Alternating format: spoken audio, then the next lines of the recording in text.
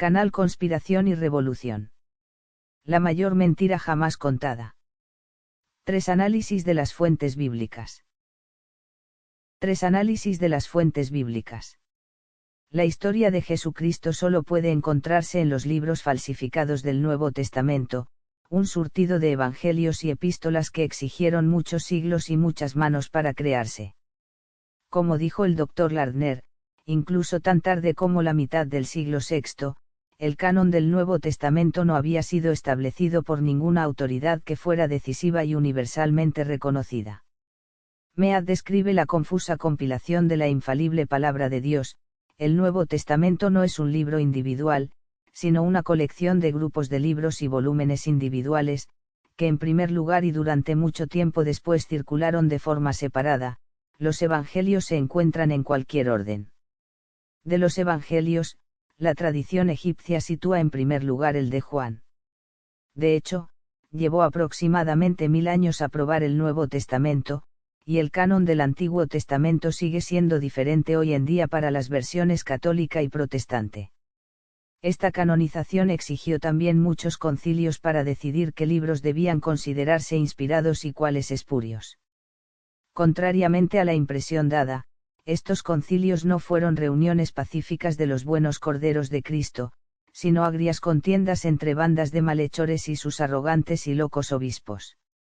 Como dice Quillard, el lector erraría en gran modo si supusiera que en estas asambleas 100 o 200 caballeros se sentaban para discutir tranquila y dignamente las cuestiones que habían venido a establecer.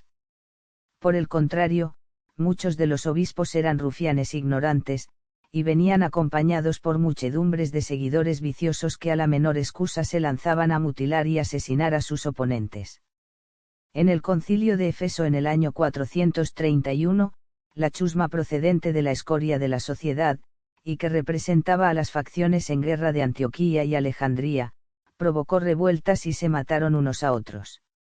Esta refriega fue simplemente una entre muchas, y este derramamiento de sangre por parte de cristianos fue solo el comienzo de un espantoso legado de siglos. El historiador de la Iglesia, Eusebio, admite la caótica atmósfera de la fundación del cristianismo, pero la mayor libertad transformó nuestro carácter hacia la arrogancia y la pereza, empezamos a envidiar y a abusar unos de los otros, cortando nuestras propias gargantas, cuando la ocasión lo permitía, con las armas de las palabras afiladas. Los gobernantes se lanzaron sobre los gobernantes y los seglares patrocinaron luchas de facciones entre sí, y la hipocresía y el disimulo inefable se llevaron al límite de la maldad. Aquellos de nosotros que se suponía que eran pastores rechazaron la influencia limitadora del temor de Dios y disputaron acaloradamente entre sí, únicamente empeñados en agitar las disputas, amenazas, envidias y hostilidad y odio mutuos, exigiendo frenéticamente el poder despótico que codiciaban. Tales fueron los medios por los cuales fiablemente se aprobó el Nuevo Testamento. Sobre el Nuevo Testamento tal y como se lo conoce hoy en día, Wiles dice, los 27 folletos del Nuevo Testamento, atribuidos a 8 escritores apostólicos individuales, y seleccionados de entre unos 200 fraudes admitidos llamados evangelios, hechos y epístolas, constituyen el compendio actual canónico o que se acepta como inspirado de la historia primitiva del cristianismo. Los diversos evangelios, de los que ahora solo 4 se aceptan como canónicos o genuinos, no son en realidad los primeros textos cristianos. Como puede demostrarse, los primeros textos canónicos son las epístolas de Pablo, así que es a ellas a las que debemos dirigirnos en primer lugar en nuestra investigación. Las epístolas paulinas.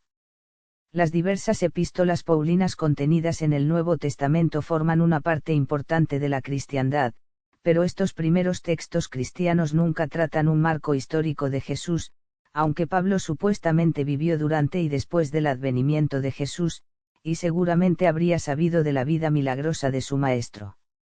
Más bien, estas cartas tratan de un constructo espiritual encontrado en varias religiones, sectas, cultos y escuelas de misterios entre cientos y miles de años antes de la era cristiana. Como señala Dullarda, la literatura paulina no se refiere a Pilatos, ni a Caifás, ni al Sanedrín, ni a Herodes ni a Judas, ni a la mujer santa ni a ninguna persona de las que aparecen en la pasión del Evangelio y, además de que nunca hace ninguna alusión a ellos, finalmente, tampoco menciona absolutamente ninguno de los eventos de la pasión, ni directamente ni por alusión. Mangasarian también advierte que Pablo nunca cita los supuestos sermones o discursos de Jesús, sus parábolas y oraciones, ni menciona el nacimiento sobrenatural de Jesús ni ninguna de sus supuestas maravillas y milagros, todos los cuales serían, es de suponer, muy importantes para los seguidores de Jesús, si tales proezas y discursos hubieran sido conocidos antes de Pablo. Mangasarian entonces, naturalmente, pregunta, ¿es concebible que un predicador de Jesús pudiera ir a lo largo del mundo para convertir a la gente a las enseñanzas de Jesús, como hizo Pablo, sin citar siquiera una palabra de sus sermones si Pablo supiera de un Jesús hacedor de milagros, que podía alimentar a la multitud con unos pocos panes y peces, que pudiera hacer que se abrieran las tumbas, que pudiera expulsar a los demonios y limpiar la tierra de la pestilente enfermedad de la lepra? Es concebible que, bien intencional o inadvertidamente, nunca se hubiera referido a estos hechos en sus prédicas. El hecho, por tanto, de que no haya un solo sermón del Jesús de los Evangelios que sea citado por Pablo en sus muchas epístolas, es inexpugnable, y ciertamente fatal para la historicidad del Jesús del Evangelio. De hecho, aunque en los Evangelios se dice claramente que la oración del Señor la pronunció directamente Jesús, Pablo dice que no sabe cómo rezar. Por lo tanto, parece que Pablo, aunque habla del Evangelio, nunca ha oído hablar de los Evangelios canónicos y ni siquiera de una vida de Cristo transmitida oralmente. Las pocas referencias históricas a una vida real de Jesús citadas en las epístolas son, como puede demostrarse, interpolaciones y falsificaciones, como lo son las mismas epístolas, que no fueron escritas por el fariseo romano Pablo en absoluto, como dice Willes, todo el grupo paulino es de la misma clase de fraude. Con respecto a las epístolas paulinas canónicas, ninguna de ellas es de Pablo, ni 14, ni 13, ni 9 u 8, ni siquiera las 4 consideradas universalmente inexpugnables. Todas ellas son, sin excepción, pseudoepigráficas. En The Myth of the Historical Jesus, Ajim Ben Yahashua demuestra que las fechas ortodoxas de las epístolas paulinas 49 a 70 DC no pueden mantenerse, y presenta también a uno de los individuos más importantes en la formación del cristianismo, el hereje gnóstico cristiano Marción de Pontus 100 a 160 DC, un hombre de letras bien educado que entró en la hermandad y básicamente tomó las riendas del nuevo movimiento gnóstico cristiano. Observemos ahora las epístolas supuestamente escritas por Pablo. La primera epístola de Pablo a Timoteo alerta contra el trabajo marcionista conocido como la antítesis. Marción fue expulsado de la Iglesia de Roma en el 144 DC y la primera epístola de Pablo a Timoteo fue escrita muy poco después. Por tanto, de nuevo tenemos un caso claro de pseudoepígrafe. La segunda epístola de Pablo a Timoteo y la epístola de Pablo a Tito fueron escritas por el mismo autor y datan aproximadamente del mismo periodo. Estas 3 epístolas se conocen como las epístolas pastorales. Las 10 restantes epístolas no pastorales escritas en el nombre de Pablo, fueron conocidas por Marción en el 140 DC. Algunas de ellas no fueron escritas en el nombre de Pablo, sino que tienen la forma de cartas escritas por Pablo en colaboración con varios amigos, tales como Sóstenes, Timoteo, Silas, etc. La primera epístola de Clemente a los Corintios no canónicas escrita en el 125 DC. Usa como fuente la primera epístola de Pablo a los Corintios, y así podemos aproximar la fecha de esa epístola hacia el 100 a 125 DC. No obstante, nos quedamos con la conclusión de que las epístolas paulinas son pseudoepigráficas. Ya que se supone que el semimítico Pablo murió durante las persecuciones instigadas por Nerón en el 64 DC. Algunas de las epístolas paulinas parecen haber sido alteradas y editadas muchas veces antes de alcanzar sus formas modernas. Por lo tanto, podemos concluir que no proporcionan evidencia histórica de Jesús. Está claro que las epístolas no demuestran la existencia de un Jesús histórico y que no son tan antiguas como se pretende, habiendo sido escritas o editadas por un montón de manos diferentes a lo largo de décadas durante el siglo II, de forma que el Jesús histórico aparentemente no era conocido ni siquiera en ese punto tardío. Como es también evidente, estos textos fueron además mutilados a lo largo de los siglos. Los Evangelios.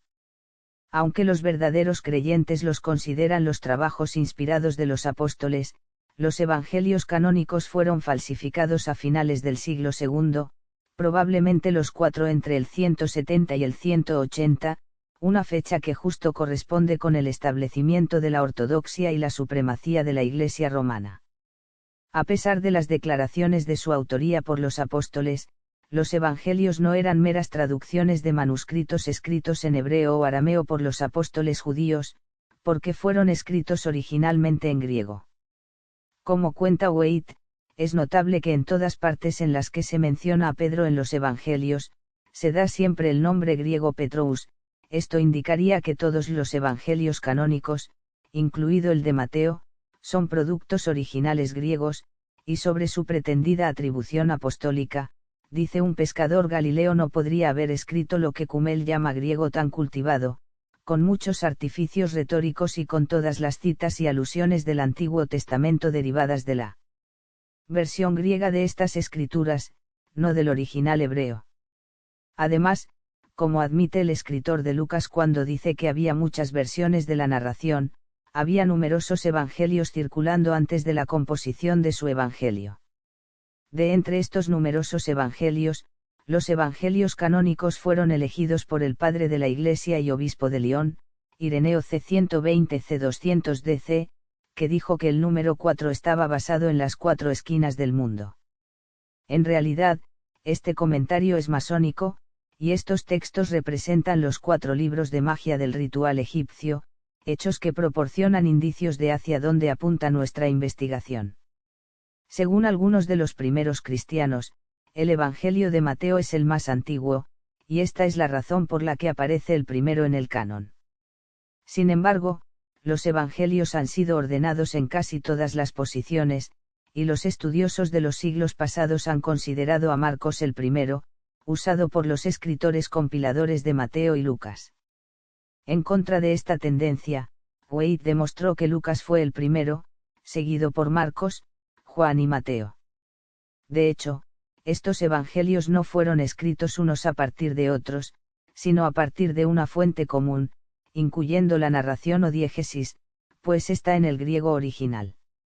El primer evangelio del tipo narrativo, en realidad, parece haber sido el texto protolucano, el Evangelio del Señor, publicado en Roma por el gnóstico cristiano Marción, como parte de su Nuevo Testamento. Como relata Waite, el primer Nuevo Testamento que apareció fue compilado y publicado por Marción. Está en griego. Constaba del Evangelio y el Apostolicon. No había hechos, ni revelación, y era un solo Evangelio. El Apostolicon contenía 10 de las epístolas de Pablo, como se indica a continuación, Gálatas, primero y segundo de Corintios, Romanos excepto los capítulos 15 y 16, primero y segundo de Tesalonicenses, Efesios, Colosenses, Filemón y Filipenses, colocados en ese orden. Este canon del Nuevo Testamento se preparó y publicó poco después de su llegada a Roma, probablemente alrededor del 145 DC. El Evangelio de Marción se parece al Evangelio de Lucas, pero es mucho más corto. El Evangelio del Señor de Marción. Originalmente en idioma sirio-caldeo o samaritano, el Evangelio del Señor de Marción, que antecede a los Evangelios canónicos en décadas, representa la narración básica del Evangelio, menos algunos elementos clave que demuestran la conspiración. Aunque en gran medida similar al posterior Evangelio de Lucas, el Evangelio de Marción era gnóstico, no histórico, y no hacía de Jesús un hombre judío, es decir, no había nacido en Belén y no era de Nazaret, que ni siquiera existía en esa época. En el Evangelio de Marción no hay historia de la infancia, porque el Jesús de Marción no nació, sino que descendió en Cafarnaum, es decir, apareció, en el año 15 del reinado de César Tiberio, la misma frase usada en Lucas para probar la historicidad de Jesús. El Nuevo Testamento de Marción, no histórico ni judaizante, era una espina clavada en los conspiradores carnalizadores, que se vieron obligados a retorcer los hechos diciendo que el hereje había extraído el Evangelio de Lucas, quitando las genealogías y otros detalles históricos y biográficos, por ejemplo. Así, Marción fue acusado de purgar las cartas de Pablo y Lucas de rasgos judíos, una acusación que sirvió como subterfugio para ocultar el hecho de que el Jesús de Marción no era en realidad un hombre judío que se había encarnado un siglo antes. Sin embargo, como demostraron White y otros, el Evangelio de Marción fue el primero, y Lucas fue creado a partir de él. El Evangelio de Lucas 170 DC. Los primeros padres de la Iglesia reconocieron que el Evangelio de Lucas era de una fecha tardía. Como dice White, Jerónimo admite que no solo el Evangelio de Basílides, compuesto alrededor del 125 DC y otros evangelios, que se reconoce que se habían publicado por primera vez en el siglo II, fueron escritos antes que el de Lucas, sino incluso el Evangelio de Apeles, que no se escribió antes del 160 DC. Como el resto de los evangelios, el de Lucas encaja que se escribiera entre el 170 y el 180 DC. La prueba es que Teófilo, a quien lo dirigió Lucas, fue obispo de Antioquía en 169 a 177 DC. El Evangelio de Lucas es una compilación de docenas de manuscritos más antiguos, 33 según algunas cuentas, incluyendo el Evangelio del Señor. Al usar el Evangelio de Marción, el escritor, o escritores, interpoló y eliminó partes textuales para dar credibilidad histórica al relato y para judaizar al Jesús de Marción. Además de no haber relato de la infancia y genealogía en los dos primeros capítulos de Lucas, en Marción tampoco estaba prácticamente nada del tercer capítulo, todo lo cual se interpoló en Lucas para dar a Jesús un trasfondo histórico y una herencia hebrea. Además, donde el Evangelio de Marción habla de la llegada de Jesús a Nazaret, Lucas añade donde él se había criado, una frase que no está en Marción y que es otro intento por parte de los autores de Lucas de convertir en judío a Jesús. Otro ejemplo de interpolación historizadora y judaizante de los compiladores de Lucas en Marción se encuentra en el retrato de la Pasión de Cristo, que en Marción se representa así: se ha dicho, el Hijo del Hombre debe sufrir muchas cosas, y ser asesinado, y después de 3 días elevarse de nuevo. En Lucas 9 y 22 el pasaje se presenta así: se ha dicho, el Hijo del Hombre tiene que padecer muchas cosas, y ser desechado por los ancianos, y sumos sacerdotes, y escribas, y ser entregado a la muerte, y al tercer día resucitar. La inclusión de los ancianos y los altos sacerdotes y los escribas, representa un intento de hacer que parezca que el hecho ocurrió una vez en la historia, en oposición al tema recurrente en un culto a un Dios Salvador, y escuela mistérica que se indica en Marción. El Evangelio de Marcos 175 DC. Después de la destrucción final de Jerusalén y Judea por los romanos en el 135, asumieron la dirección de la Iglesia de Jerusalén personas que no eran judías. De esta destrucción y apropiación, dice Eusebio, cuando de este modo se cerró la ciudad a la raza judía y sufrió la destrucción de sus antiguos habitantes, fue colonizada por una raza extranjera, y la ciudad romana que posteriormente surgió cambió su nombre, de forma que ahora, en honor del emperador que reinaba entonces, Aelius Adriano, en conocida como Aelia. Además, como la iglesia de la ciudad estaba ahora formada por gentiles, el primero que se hizo cargo de los cristianos allí después de los obispos de la circuncisión fue Marcos. Esta devastadora transformación ocurrió en el año 18 del reinado de Adriano, es decir, el 135 DC. Por tanto, vemos que este Marcos del que habla Eusebio no puede haber sido el discípulo Marcos. La fecha es, no obstante, perfecta para el gnóstico Marción.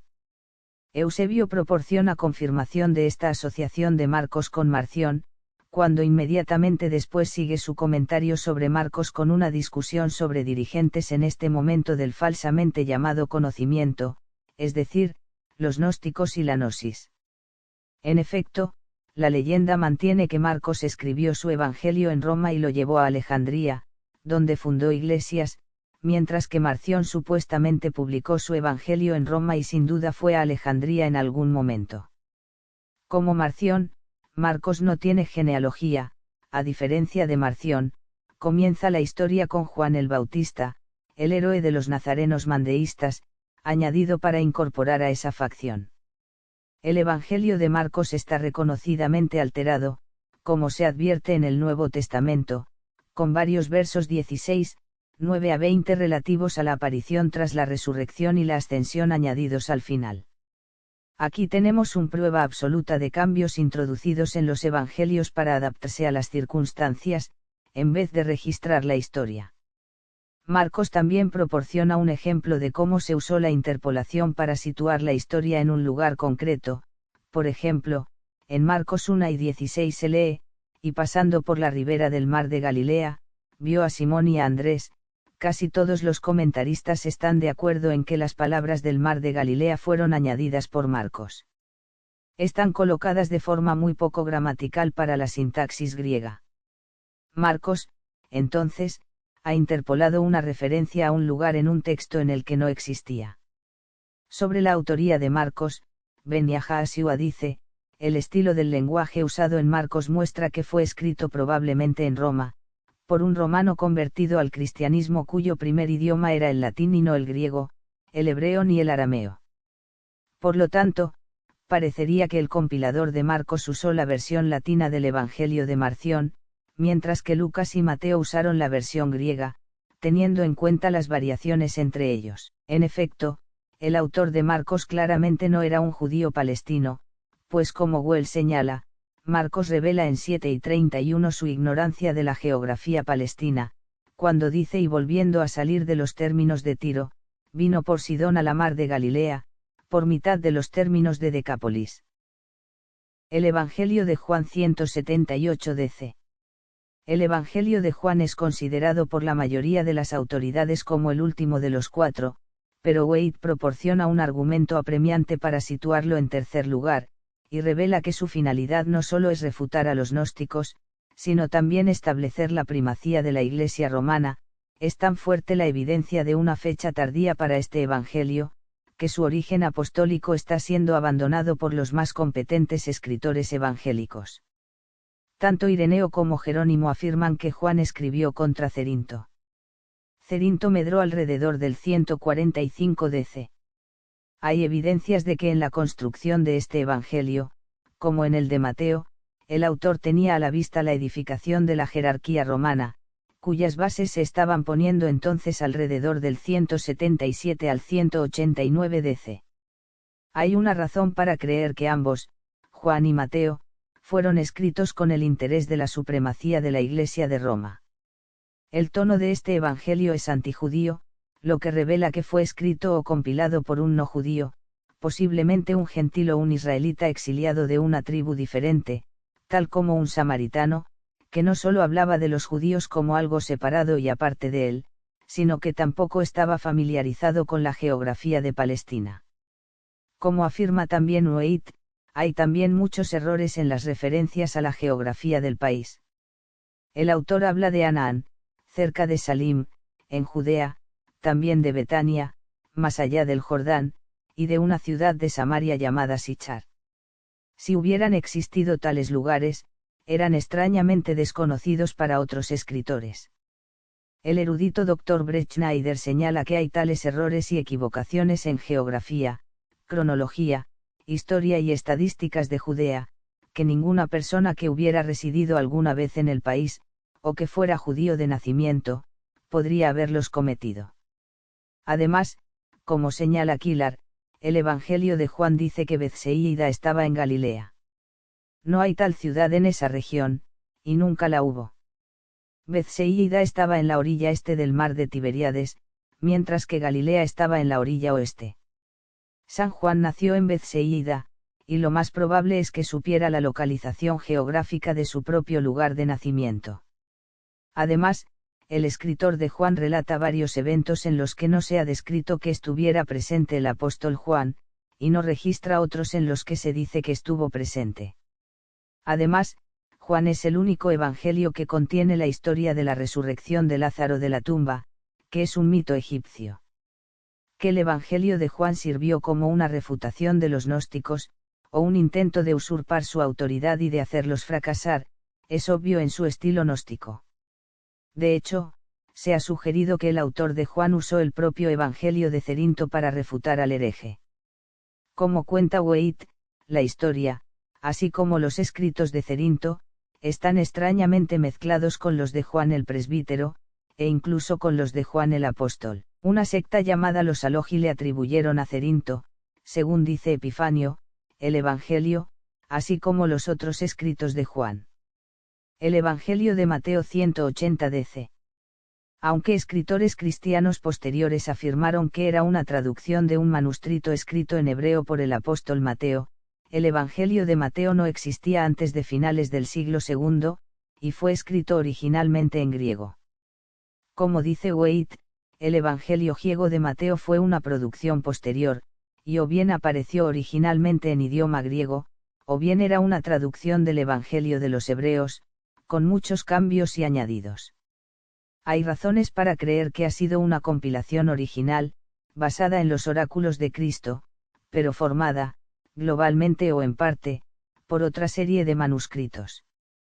El Evangelio de Mateo es particularmente digno de atención por el hecho de que contiene una interpolación en 16, 17-19 que no aparece ni en Marcos ni en Lucas, y que da autoridad a la Iglesia romana, a saber, la declaración por parte de Jesús de que Pedro es la piedra sobre la que se edificará la Iglesia, y el guardián de las llaves del reino de los cielos.